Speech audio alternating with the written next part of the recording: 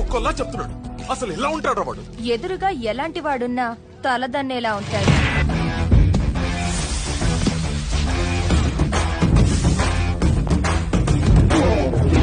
వాడి blood వాళ్ళగే B negative.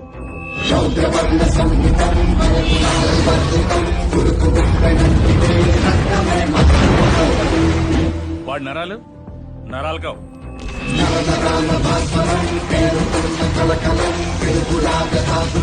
High tension వైర్లు.